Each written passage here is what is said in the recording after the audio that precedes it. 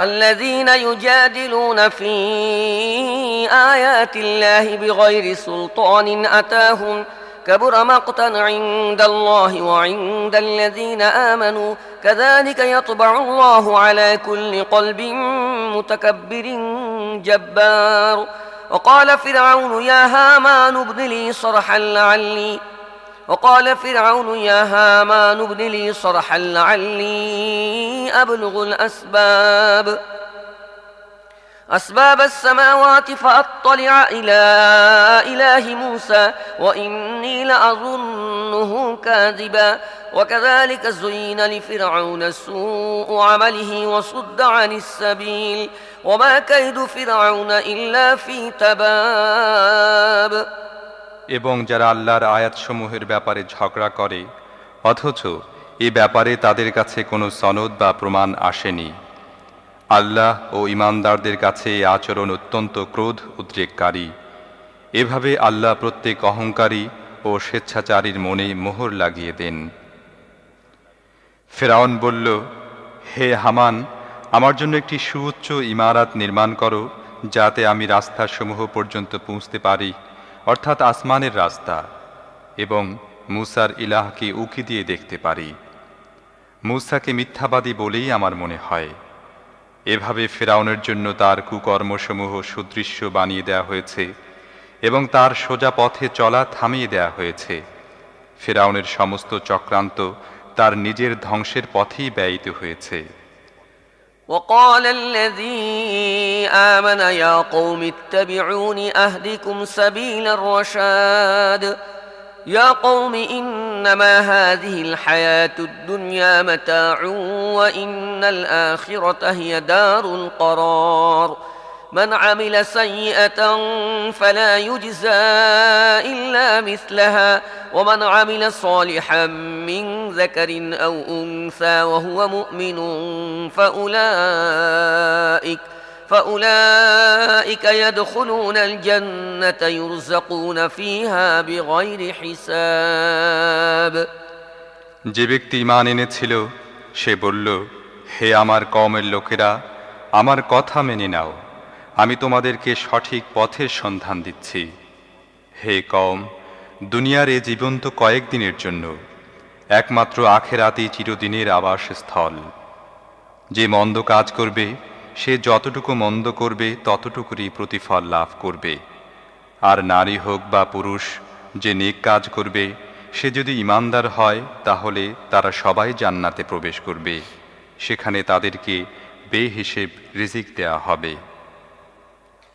ويا قوم ما لي أدعوكم إلى النجاة وتدعونني إلى النار تدعونني لأكفر بالله وأشرك به ما ليس لي به علم وأنا أدعوكم إلى العزيز الغفار لا جرم أن ما تدعونني إليه ليس له دعوة في الدنيا ولا في الآخرة وأن مردنا إلى الله وأن المسرفين هم أصحاب النار فستذكرون ما أقول لكم وأفوض أمري إلى الله إن الله بصير بالعباد হে কওম, কি ব্যাপার যে আমি তোমাদেরকে মুক্তির দিকে আহ্বান জানাচ্ছি আর তোমরা আমাকে আগুনের দিকে আহ্বান জানাচ্ছ?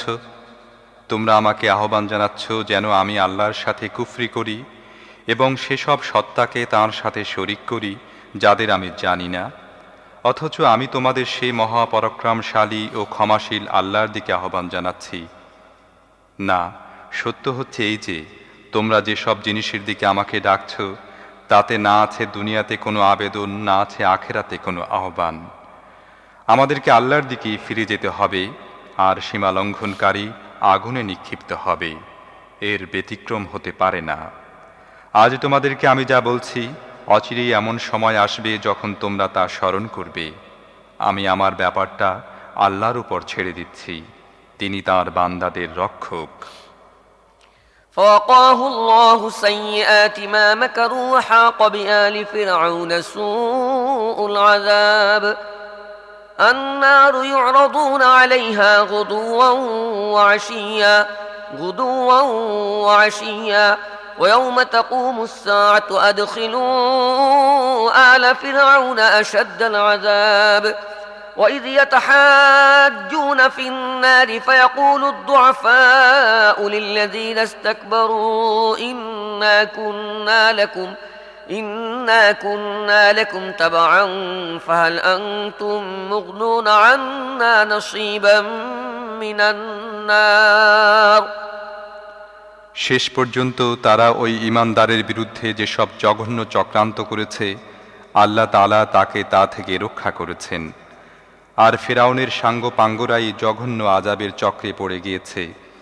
দোজখের আগুন, যে আগুনের সামনে তাদেরকে সকাল সন্ধ্যায় পেশ করা হয়। কিয়ামত সংগঠিত হলে নির্দেশ দেয়া হবে, ফিরআউনের অনুসারীদের কঠিন আযাবে নিক্ষেপ করো।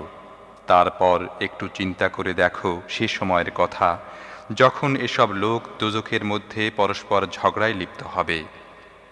যারা দুনিয়ায় দুর্বল ছিল তারা সেসব লোকদের বলবে যারা নিজেদের বড় মনে করত, আমরা তো তোমাদের অনুসারী ছিলাম, এখন এখানে কি তোমরা আমাদেরকে জাহান্নামের কষ্টের কিছু অংশ থেকে আমাদেরকে রক্ষা করবে? قال الذين استكبروا إنا كل فيها إن الله قد حكم بين العباد وقال الذين في النار لخزنة جهنم ادعوا ربكم يخفف عنا يوما من العذاب قالوا أولم تك تأتيكم رسلكم بالبينات قالوا بلى قالوا فادعوا وما دعاء الكافرين إلا في ضلال। বড়ত্বের দাবিদাররা বলবে, আমরা সবাই এখানে একই অবস্থায় আছি, আর আল্লাহ তার বান্দাদের ব্যাপারে ফয়সালা করে দিয়েছেন।